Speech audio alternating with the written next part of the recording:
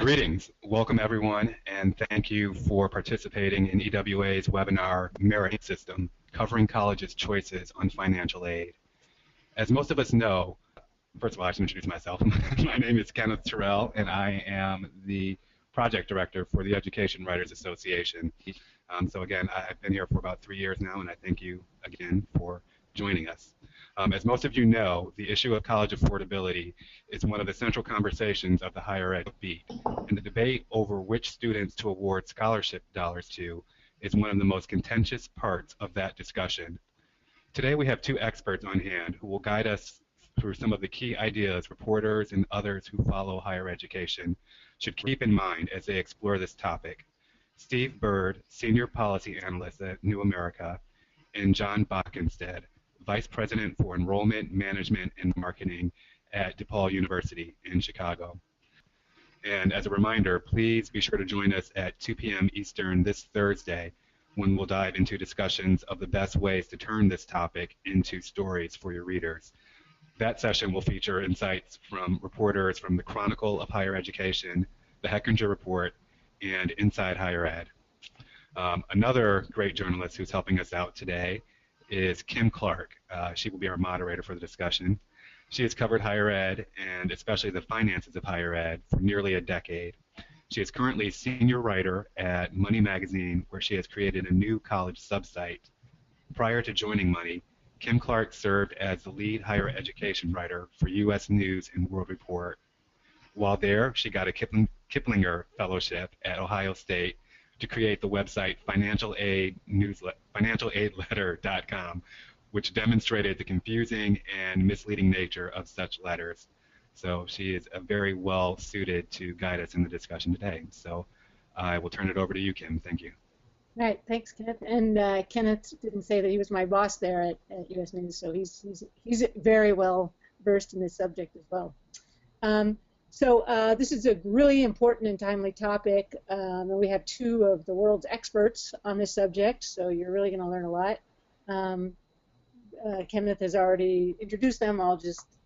You can have this slideshow. I'll post it, but just so you know, Steve Bird. If you know anything about higher ed coverage, Steve Bird has been there for a long time, and he's done really great work. He's broken a lot of the most important stories on student loans, and he worked for the Chronicle of Higher Ed for 15 years, and he's a great guy. He really knows what he's talking about.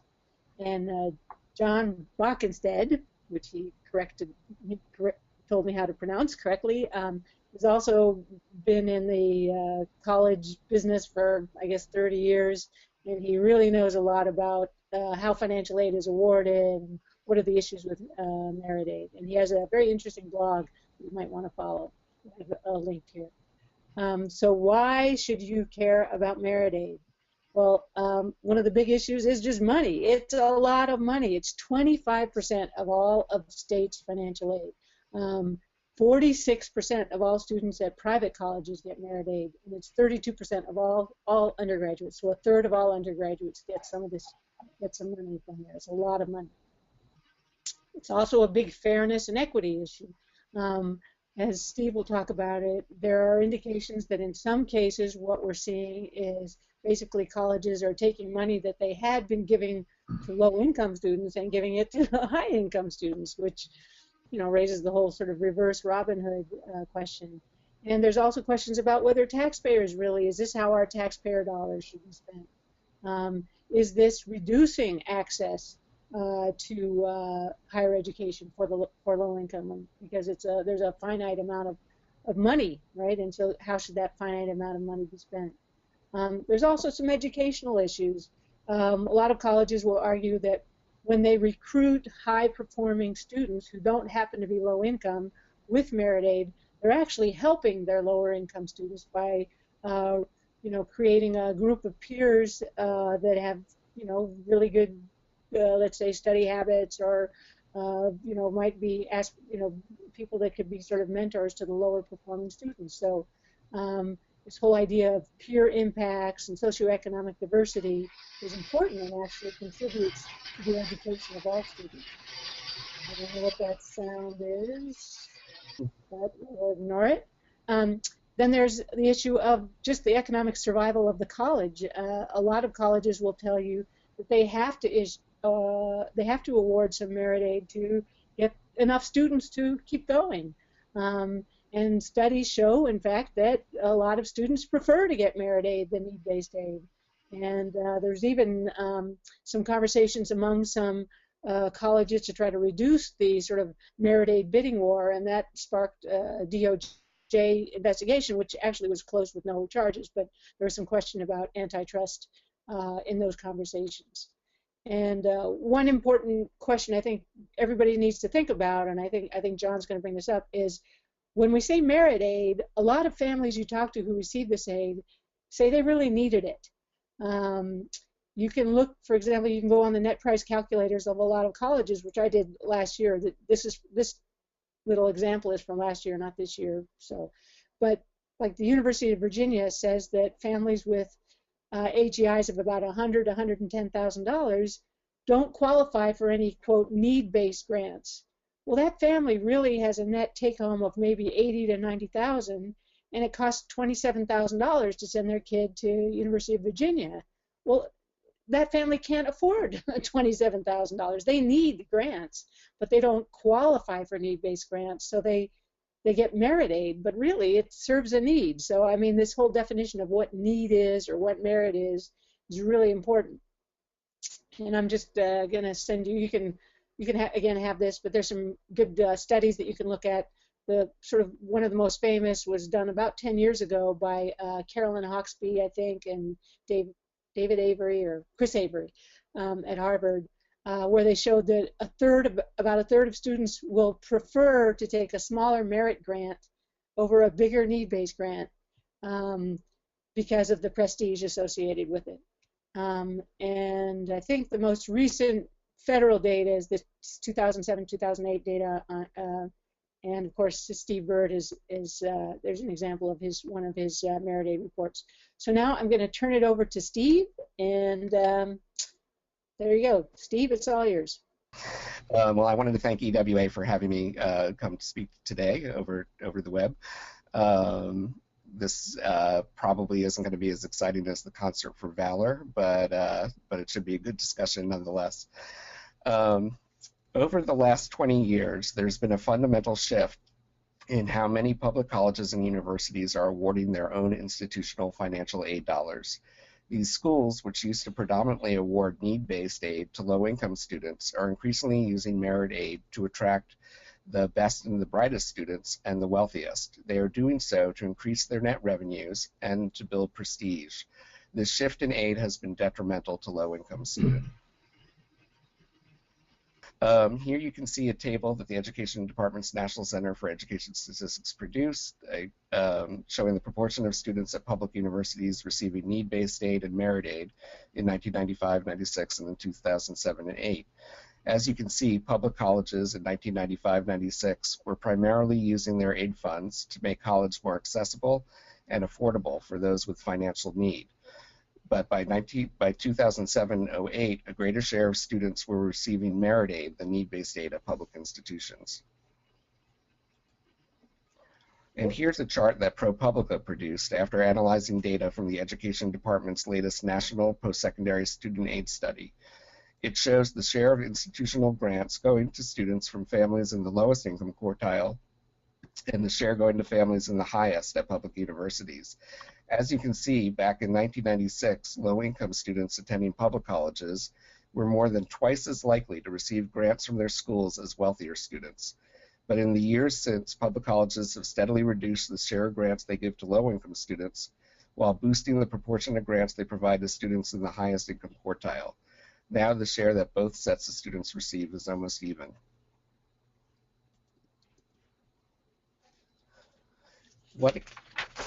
So what accounts for this shift? The main culprit is state disinvestment from public colleges and universities. According to the Center on Budget and Policy Priorities, the average state is spending 23% less per student on higher education than before the recession. Between 2008 and 2014, 20 states cut funding by 25% or more. Meanwhile, according to the State Higher Education Executive Officers Group, tuition revenue accounted for 43% of schools' operating income in 2012, compared to 32% in 2008.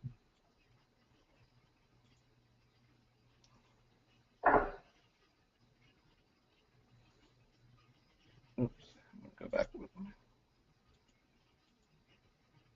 As a result of these budget cuts, public colleges and universities are looking for alternative revenue sources. One of the most attractive options that they have found is affluent out-of-state students, preferably ones that are at or near the top of their class. The attraction to out-of-state students is obvious. They pay much higher tuition and fees than in-state students. But there is, of course, an incredible amount of competition for wealthy, high-achieving out-of-state students. So public institutions are increasingly using merit aid to attract them. Also, by seeking the best and brightest students around the country, these colleges are hoping to rise up the U.S. News rankings to try to make the schools more attractive to these very same best and brightest students. This is not to say that these schools aren't providing merit aid to in-state students. They are using it to try to attract top students in their home states. In this way, public institutions are using merit aid for both offensive and defensive purposes. They are aggressively seeking full-pay students out of state while trying to stop other institutions from grabbing up their best home state students. But why would a school spend institutional aid dollars on wealthier students? Doesn't that defeat the purpose of raising revenue? That's because providing $5,000 scholarships to 4 full-pay students is much more lucrative for schools than providing one $20,000 grant to a low-income student. And in addition, colleges know that students and families love getting these scholarships. They see them as a reward for hard work when the schools are actually giving them out to improve their bottom lines.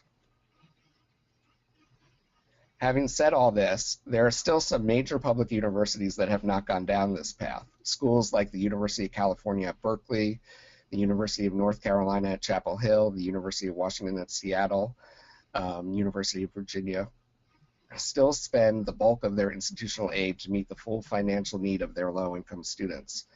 Unfortunately, these institutions are increasingly becoming the exception to the rule.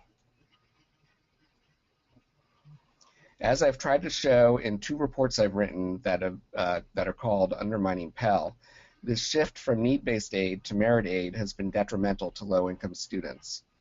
If you're unfamiliar with these reports, they examine education department data showing the net price, the average amount of money students and their families have to pay after all granted scholarship aid is deducted from the listed price, for students from families making $30,000 a year or less. In my latest report, I found that the percentage of 4-year public colleges charging low-income, in-state students an average net price over $10,000 grew from 34% to 45% of schools examined from 2010-11 to 2011-12. Many high net price schools are active participants in the institutional financial aid arms race.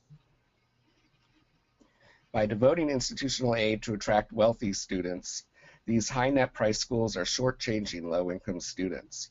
These students are left with little choice but to take on heavy debt loads or engage in activities that lessen their likelihood of graduating, such as working full-time while enrolled or dropping out until they can afford to return.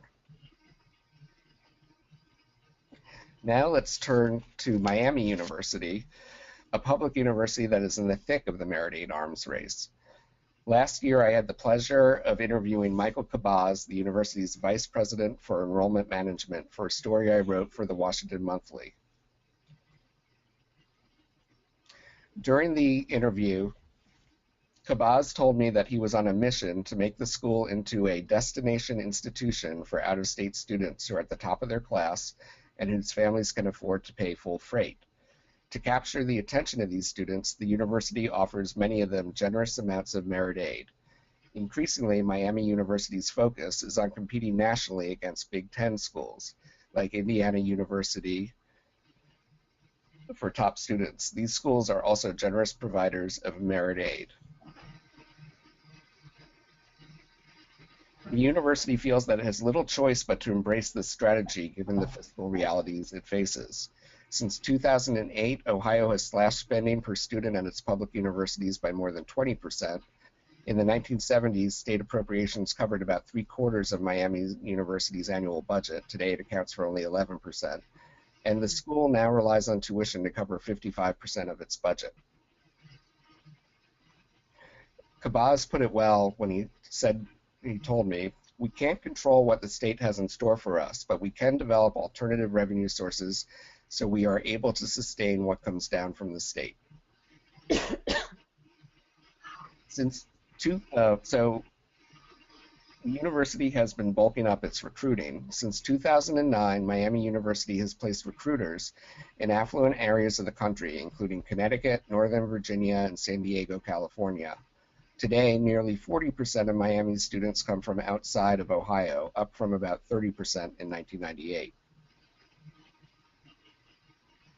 As for merit aid, the university has established automatic scholarships for both in-state and out-of-state students who achieve high standardized test scores and good grades. For example, students who have SAT scores of at least 1,400 in critical reading and math and have earned a cumulative grade point average of 3.7 or more are eligible for half tuition or full tuition scholarships for 4 years. According to data that the university provides the College Board, about 31% of Miami University freshmen have no financial need and receive merit aid, averaging about $8,000 per student. Low-income students at the university pay a high price. The university only meets the full financial need of about 15% of its student aid recipients. Meanwhile, the lowest income in-state students pay an average net price of nearly $17,000 a year. Why does this matter?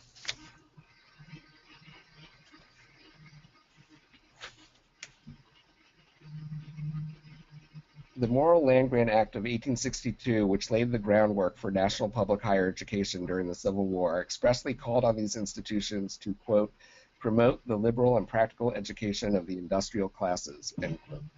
For generations, public universities offered students from low and moderate income families a gateway to the middle class. These schools are increasingly relinquishing their role as engines of opportunity. They are in danger of actively contributing to widening inequality instead. And thank you for letting me present that, and I look forward to your questions. So I think Stephen made some excellent points in his presentation. I think, however, that it's really important for us to understand that the way we think about financial aid at public and private universities is very different. In fact, the way we think about our mission at public and private universities is very different. It's also important to remember that about 85% of students in the United States who are enrolled in four-year colleges and universities attend public institutions. So what we're talking about is really a very small slice of the pie, and from a societal and institutional standpoint, it's a much smaller issue than it is at public institutions. But it really is still an important discussion for us to have. Not the least of which is because there's a lot of misunderstanding, at least from my perspective, in some of the coverage of merit aid. In fact, some of them were made during the introductions. There are different funding models at public and private universities that make merit aid, and I'll almost always put that in quotation marks, different at the public and privates. And there are maybe 100 private institutions for whom merit aid makes little sense, but we will see at the end of the presentation, I think, an interesting visualization of the landscape of higher education and who enrolls with poor students and Pell Grant students and who doesn't. And in fact, what's hard to believe and impossible to demonstrate in a 15-minute presentation is that many private institutions use merit aid precisely so they can give more need-based aid. It's extraordinarily counterintuitive. It makes little sense to people who haven't run the numbers. But when you think about it from a public and from a private funding standpoint, it becomes perfectly clear. And so if you want to think about merit aid or any financial aid at a private university, this is not the model you want to use. Too many people believe that merit aid is, or there are two dogs fighting over a fixed amount of resources. One is merit aid on the right, and one is need-based aid on the left. Eventually, one dog will either get the whole rag that they're fighting over, or it will be split in two, and it won't be apportioned appropriately. It's also not appropriate to think of merit aid or any financial aid at a private university like this. And that is, when you reach in and extract a gold coin or any sort of level of funding, it's not true that there is $1 less of financial aid to give to someone else. Again, it's impossible to demonstrate in a 15-minute presentation, but it's absolutely true. And in fact, I think we'll see some data at the end that, that points that out. Funding for financial aid at private universities is far more like this. This is something you see all the time, a subway coupon, and in fact, it allows anyone who walks into the institution or the subway to receive some sort of discount. Subway does this not because they're being generous, or not because they have any sense of moral obligation to people walking on the streets, but they do it in order to generate revenue. And they know that there are people that will not come into Subway and pay full price. But Subway says what we're trying to do is generate an average amount of revenue for every sandwich that we sell, and private universities are attempting to do exactly the same thing. Someone could, of course, say, well, why doesn't Subway just cut the price for everybody? But what you realize is that there really are no people paying the average price of the Subway sandwich. And at higher education institutions, there is really no one person paying exactly the average cost of education. And so most financial aid at private universities is not funded by external sources. So there's not a dollar coming in to fund the dollar that you give to a student. And in fact, at a private university at least, the amount of financial aid is not finite. And so giving $100 or $1,000 of merit aid does not reduce need-based aid in and of itself. It's certainly true, and it's possible that an institutional strategic decision could reallocate financial aid in ways, or cut financial aid in ways that had the net effect of doing this. But it's not something that's done only, it's not something that's done automatically when you award need-based aid or merit aid to a student. It's basically what accountants would call a contra revenue. And in fact, that expense only exists when a revenue comes in to back it up. And that means it's not a zero-sum game. So if you have $1 million scholarship budget and you don't spend that $1 million at a private university, what you find is you don't have that $1 million to spend. The biggest problem, though, is that we use words and that are very emotionally charged and have sort of a sense to them that makes it sound like they make sense to people in the public. And in fact, they don't. So we use words like merit aid and need-based aid, and we don't really understand the underlying concepts or the principles that sort of define them in the first place. And on top of that, there's a sort of assumption in the student services side of financial aid, which talks about perfect choice. And when I started in the profession 30 years ago, the concept was made pretty clear to me. What you do is you look at financial need or expected family contribution, you bridge that gap between a college's cost and how much a family is able to pay, and you make the cost for every institution roughly the same. And so whether that's a state institution that doesn't generate much tuition revenue, 35,000 students in the metropolitan area, a very small selective liberal arts college maybe in the Midwest, a rural location where all classes are taught by faculty, or a private big institution in a large metropolitan area, the philosophy and the theory in the financial aid community has always been that any student admitted to these three institutions should and would be able to pay the exact same price. I would suggest that if you took a look at that from a rational perspective, the very basis upon which we determine financial aid and build it and award it doesn't seem to make sense, at least not today. And so we use words like need-based aid, which we tend to think of as good and noble, and merit-based aid, which is given to students without need, as bad or evil. And I think there's a dichotomous sort of split in our understanding. It doesn't necessarily stand up to scrutiny. So how does this all come about? let's take a look at what we mean exactly when we say need-based aid or need. If you want to consider how much a family needs at any institution, you take the cost of attendance, which is tuition, fees, room board, books, personal expenses, and you subtract that number called the family contribution. Family contribution is, of course, generated by filling out the financial aid form or the FAFSA. So cost of attendance is pretty clear, although obviously there are some estimates in there about how much money students need for laundry and transportation and books. But what about that number that's called expected family contribution, or EFC? Well, here's how that works. I took about 33,000 applicants for financial aid at DePaul University over the past 3 years and just arrayed them on 2 scales. So each dot on this scattergram represents an individual student. And along the x-axis, down at the bottom, is the parental adjusted gross income.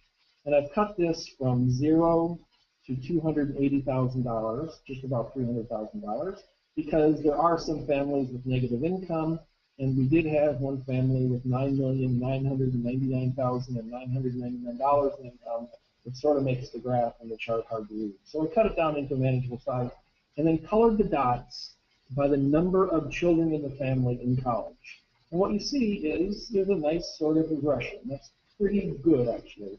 So this is a student whose family, for instance, makes $100,000, and their expected contribution is about $25,000, right?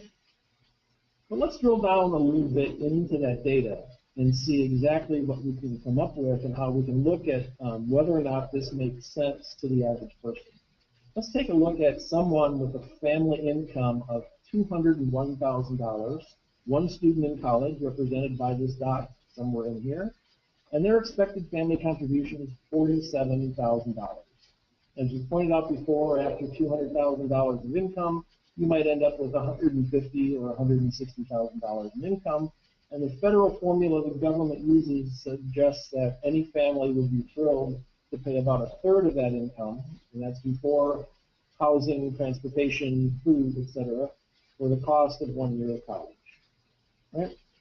Makes sense. It seems a little high, and I can guarantee you that for the family that makes $201,000, the idea of writing a check for $47,000 for 4 years is hard to believe. But at the same time, we have another family with one in college and an adjusted gross income of $199,000. They have one in college, and their expected family contribution is $22,000. So while it's clear that not only income goes into the calculation about who qualifies for aid and who doesn't, what we see here is that there's a $27,000 swing between two families with roughly the same number of students, and with the same number of students in college, and roughly the same income.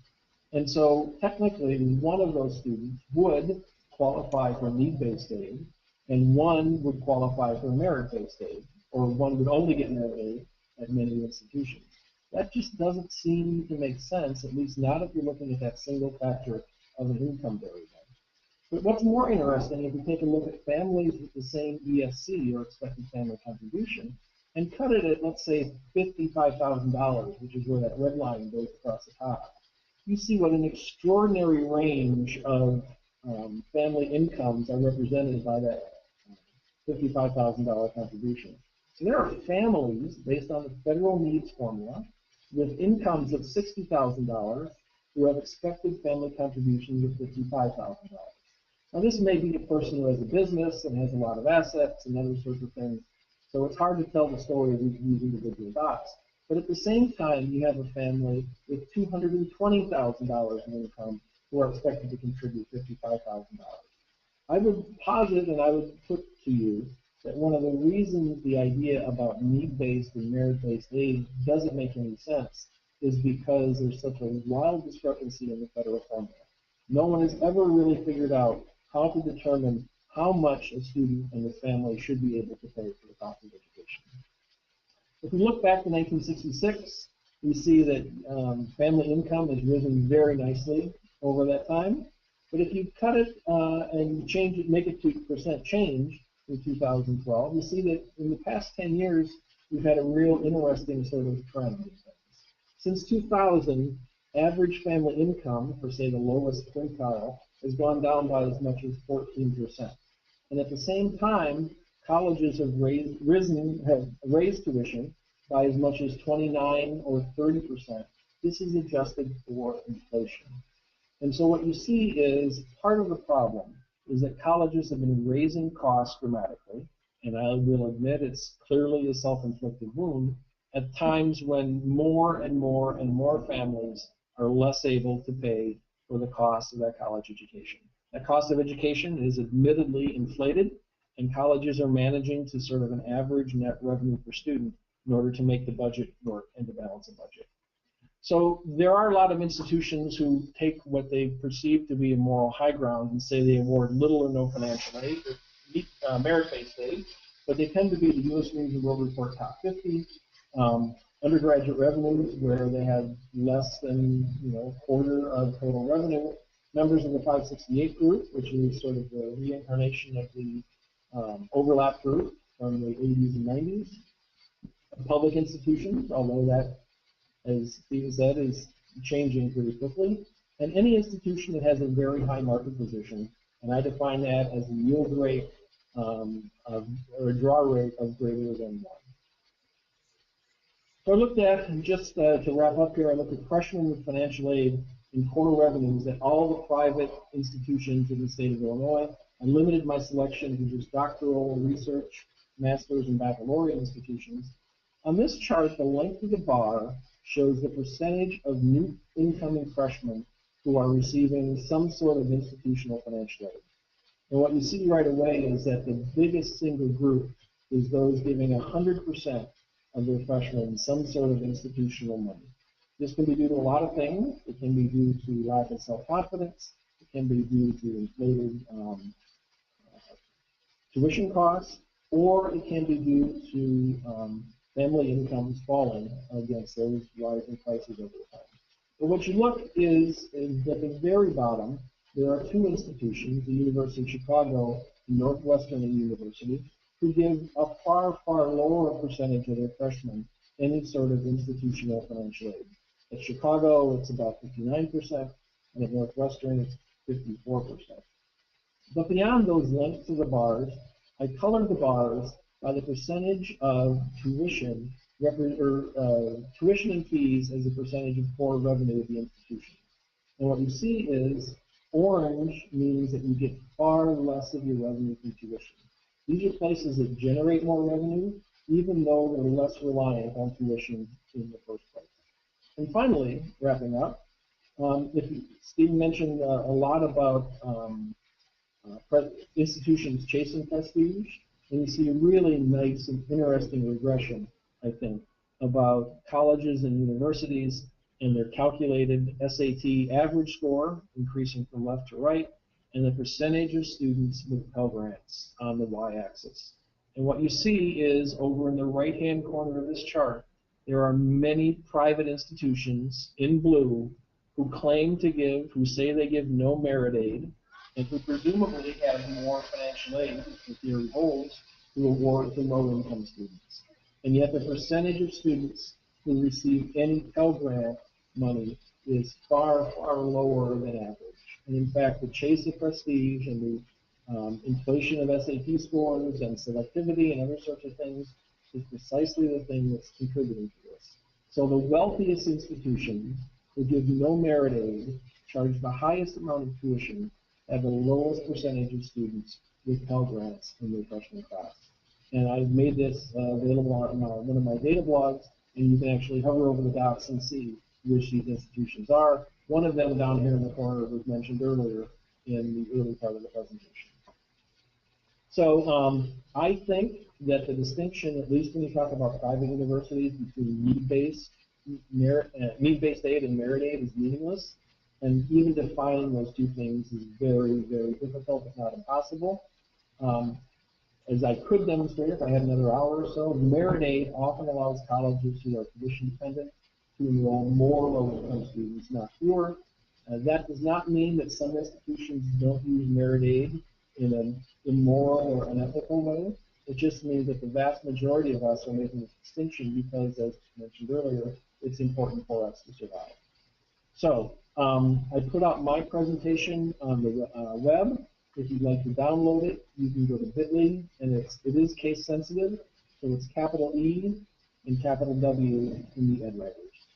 I'd be happy then to answer emails or to take any questions at the end of our session then.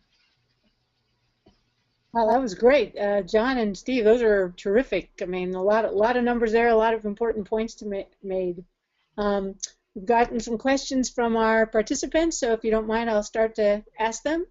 Sure. Suzanne Picow asks, especially for Steve, but I think John should also weigh in on this.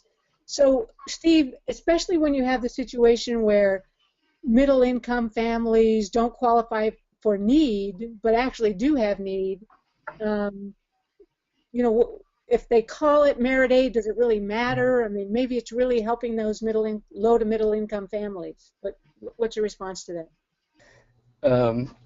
I mean, it's definitely true that merit aid helps middle-income, does help middle-income families. But much of this aid is actually going to families who are many times wealthier. Federal data shows that students from families making more than $250,000 a year are more likely to receive merit aid than those making less than half that. But ultimately, this is a question of who needs the help the most. For many who receive merit aid, the question isn't whether they're going to college or not. The question is where they're going to go to college. For low-income students, the question is whether they're going to be able to afford to go to college at all. Research shows that need-based aid can really make the difference in determining whether a low-income student can go to college or not. John, do you want to respond to that, or? Yeah, I would agree, and in fact, as I mentioned before, at least at a university like ours and many universities that I'm aware of, providing merit aid to some students, including those who have high income and who probably would come anyway, generate sufficient enrollment and sufficient revenue to allow us to discount low-income students at a higher rate, which makes it more possible for them to afford. So again, I think the funding models at publics and privates are very different. And at public institutions, there really is money coming in from the state or from other sources that is fixed and finite. And so spending $1 at a public institution may take away $1 from a poor student. That's not always the case at private universities.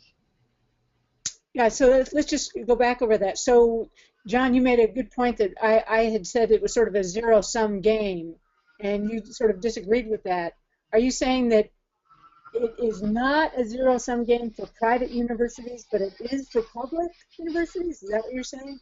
Well, without knowing all the 50 states and their funding models, it would be impossible for me to make that blanket characterization, and without knowing all the 890 moderately selective private institutions, I couldn't also say that about my private peers. But in general, if you have money coming in from an external source, that is, even if it's a funded scholarship, you know, a donor set up money at a private university to fund and it throws off $40,000 a year, if you spend that on someone, you can't spend it on someone else. But just like I used the example of Subway, there is no limit to the amount of discounted sandwiches that Subway can provide. Now, if everybody gets too much of a discount, obviously at some point you change your strategy. But what Subway and what colleges and universities are trying to do is manage to an average net revenue per student, which allows them to do all the things that we have to do: keep buildings, pay faculty, build buildings, etc.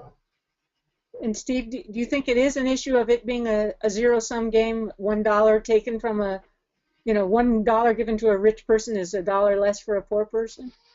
Well, I understand that that there are a lot of private colleges that are very tuition-driven, that give out merit aid. They're tuition-driven, and they feel that they have to give out merit aid.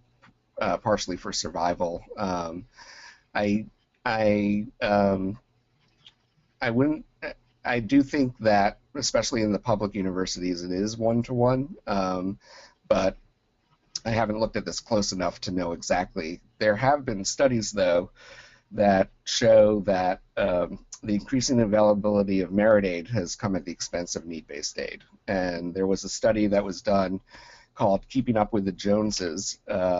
It was a study that was done by Amanda Griffith at Wake Forest University that found that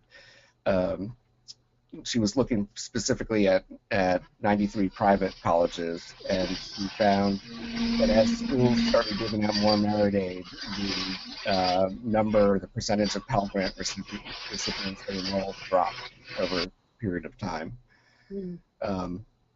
And so I do think that there are individual colleges like DePaul where the use of merit aid is helping to increase need-based aid, but I don't know that that's true at all colleges. Greg Schuckman asks, I was really impressed by both of your presentations. You had great numbers, and Greg Schuckman asks where can he can find like state-level data on changes in need and based aid and merit aid, and also those kind of numbers for individual institutions. Can you help him with some research ideas? There's a great website called postsecondaryopportunity.org. It's run by Tom Mortensen in Iowa, and he puts up a lot of really interesting data and does it in a publication, which he now puts in a PDF on the web. I was just on it a couple of weeks ago, and they had some major server problems, so it's been down lately. But really, Tom Mortensen has been sort of at the forefront of taking higher education data and making it accessible and available to people for a long time. So it's a good place to start, certainly. And then I also use iPads and NCES, the Digest of Education Statistics, as well. There's a site called collegedata.com, which I would definitely suggest reporters look at. It allows you to look up schools and find out a bunch of information about them, including the share of freshmen on individual campuses who have no need and receive merit aid. The data from that come largely from the colleges reporting in the from their common data sets, and you can actually find individual colleges' common data sets on the web, most of them at least. Does Mortensen charge for access to his best data, though? I mean, that's not a free site, is it? Or he does, right? He has to make a living too, I guess. Yeah, no, I just so. I mean, it's about $200 a year, I think, and so from a single newsroom investment standpoint, if you're a big newsroom, it might be worthwhile. Right. No, he does great work, but reporters are often used to getting things for free. Okay, so we have another question from Diane D'Amico. So when a public college allocates budget funds towards aid, either need or merit, are they basically taking it from tuition paid by other students? Is it sort of, I guess, taking from one student and paying another one? And is that sort of typical for public colleges? I think that is the way that it does typically work. Of course, there are there are contributors who will designate some merit aid, but I think that generally it does come from tuition. Don, is that how it works? Yes, absolutely. I think that's right. I guess I'm going to challenge you on that. I mean, all money is fungible, so you can't really say it's $1 from tuition that goes to that. It could be from, the endowment, or it could be. I mean, it's not. You don't know which dollar is going to this, right? Yeah, I think that's fair to say. Yeah, you don't. Certainly, it's probably a little more transparent at public universities, and I don't know how every individual state funds their financial aid, to be honest. So I don't know what works at public. At private universities, I would tell you that the overwhelming majority of aid is simply unfunded contra revenue discount that comes right off of the operating budget. It's not something that comes from an external source. There are places like Notre Dame, which purportedly takes its TV football revenue and rolls it into a scholarship fund that provides income to provide scholarships. There are other places like Princeton, which has $2 million of endowment value for every single enrolled student at the university. But we have to remember that not every endowment dollar can be spent on scholarships. It's not a pool of money that you just get in one large check. A lot of it is always restricted for specific purposes, some of which may have nothing to do with undergraduate students. Also, I mean, so many private colleges, as you pointed out, John, have very high sticker prices that almost nobody pays. So I'm wondering if a lot of this institutional merit aid is really just like going to Macys and seeing the quote sticker price and you know, the sale price. I mean, it's not really real dollars, right? Nobody's actually paying it. That's not an unfair comparison, unfortunately. Yeah. So I mean, a lot of this institutional aid is not. They were never going to get it anyway, right? I mean, who pays full price at Macys? Nobody, right? Well, the joke at our university is if we could just find one student to pay $600 million a year, we wouldn't have to charge anything to anybody else. Right. So I mean, I'm concerned about this idea that you know, it creates a sort of class war idea. Well, I'm paying more, so I'm paying. I'm a student who's paying $50,000, so I'm paying for this other guy to go to this college, right? I mean, are you concerned about that kind of? Oh yeah, I think that happens, and I think if you look at institutions who have maybe 5 or 6 or 10% of their students who are receiving no financial aid, I'm talking about private universities now, those are the students for whom that school is a destination or an aspiration. So if we admit a student who is also admitted to Harvard, we know full well that at full price at both places, that student will go to Harvard, right? And the only way we can compete for that student is on cost if we want to compete for that student. It's not so true for the student who just barely makes it into the admission section at our university. It's likely that that student has no better or very few better options, and thus will be more willing, theoretically, to pay the full sticker and tuition price. So when you talk about need-based aid, there's two issues. One is the need of the student, and the other one is the need of the college. And maybe merit aid should be called college. How much the college needs you, right? Right. It's the college's need, not. Although again, you know, the point is that technically a lot of merit aid is going to families who think they need it and who in fact do need it, based on a really what I'll just call as a wacky formula to calculate expected family contribution. So as long as you have a number in that formula that then determines whether aid is need-based or merit-based, the distinction in the discussion sort of it doesn't become moot because there are obvious cases where it's valid, but at least at private universities, it's less meaningful than one would think it is.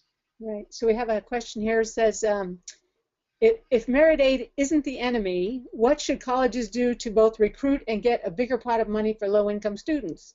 Seems like the underlying question is how to get more poor people institutional scholarships so they don't have to take out loans. So if it's not, I mean, that seems like the bigger question.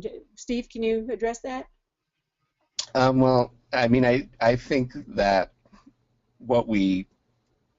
basically it's going to be very hard for colleges to change the way that they act, and I think that there needs to be, and I think John will probably disagree with me, but there needs to be some sort of federal intervention to change the priorities of colleges to make sure that we're giving money to the low income. John? I don't know if I answered your question, but yeah, you know, every college or university president would say we're going to raise more money for scholarships, but you have to understand that every dollar you raise generates 4 cents in the next year in scholarship money on average, and so if you know, we would have to, if the last time I calculated, we would have to raise, I think, $3 billion in unrestricted money tomorrow in order to fund our financial aid budget. So that probably isn't going to happen, I'm guessing. I think, first of all, I think there are political issues with regard to the fact that the Pell Grant has been flat since 1977 in adjusted dollars, and clearly the gap between what a college charges and federal sources of grant aid continues to escalate. Again, some of it artificially by colleges jacking up price, in light of no evidence that they should be doing that, but that's another issue altogether. And I think the colleges have to be responsible at some point too. We have about 35% of our freshmen who are eligible for Pell Grants, which is very high at an institution like ours. And so we're proud of that fact, and in fact our graduation rates for Pell Grant students are almost identical to students who don't receive Pell Grants. So we feel like we're doing a good job, but there is a lot more we could be doing. We just like some of our brethren at other institutions to be doing the same amount of heavy lifting. I actually think that we've put forward a proposal for a Pell Bonus. That would be money that would go to schools like DePaul that are doing a good job of enrolling lots of low-income students, but may not, have as much money as they need to fill the financial need of the low-income students they enroll. So that's one part of what I think the government could do. If, of course, it would depend on finding the money. Right.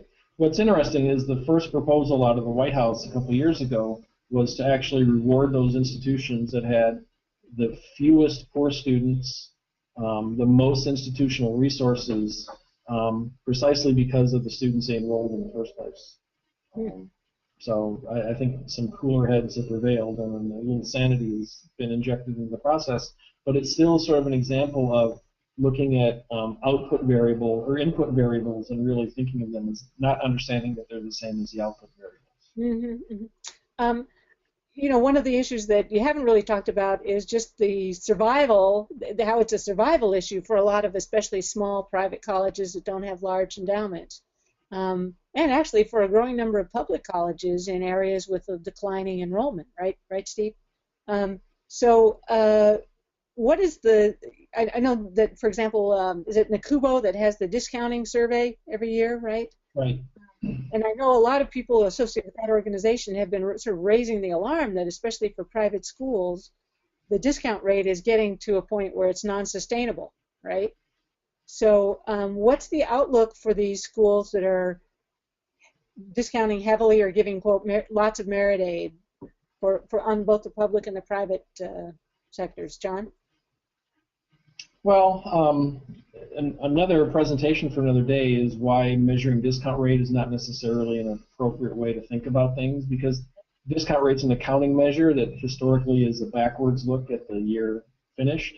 And if you manage to a discount rate, you're likely to suppress other sort of outcomes that you're looking for. But again, that's a long issue.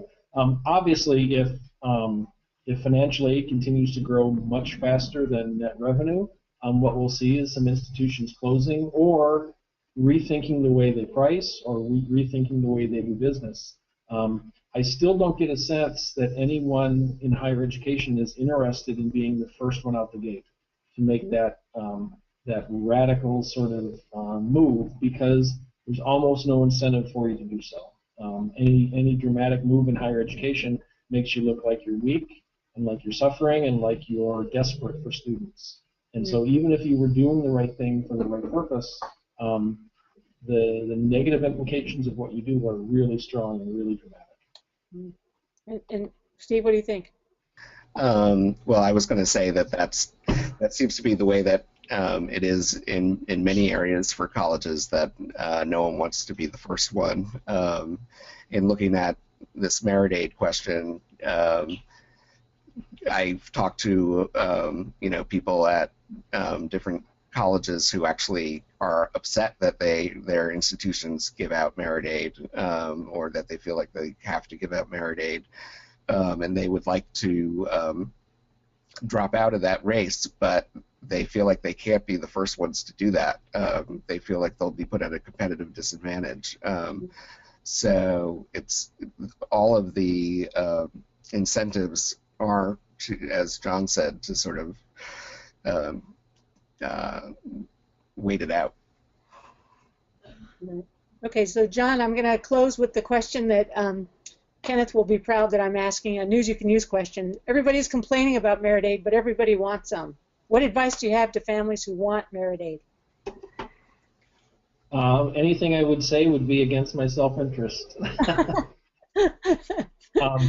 Obviously, good research is an important component of that, and making sure you talk to people. You know, the answer is not applying to 17 different colleges and trying to cover all your bases. The answer, I think, is trying to find the 5 or 6 institutions that have talked to you and worked with you and given you some sort of sense of what the net price is going to be before you apply for admission. Mm-hmm. A lot of net price calculators don't have merit aid included, though. You don't have a sense when you start applying to colleges whether or not you'd be eligible for merit aid, right? Right. It was the federal legislation that drew up the net price calculators didn't do a very good job. Well, nothing stops the colleges from including it in their narrative. A better job. Right. So, but I mean, so how can people find out whether a college would be likely to give them merit aid? Well, I know how I get information from public data sources. I don't know about the public, though. iPad's Data Navigator, maybe, or iPad's Cool. I'm not sure which source parents and students should use. I just don't look at it from that angle, unfortunately. Okay, all right. No advice for parents here. Not right now. Okay. All right. Well, we're at the end of the hour. I want to thank you both for really terrific presentations. Now, I understand that all these wonderful statistics are going to be available to everybody, right, on the EWA website. Is that right? Yes, we will be posting them to ewa.org along with a recording of the session. So thank you, Steve, John, and Kim, for this fascinating discussion. I think it's going to be a lot of help to our members.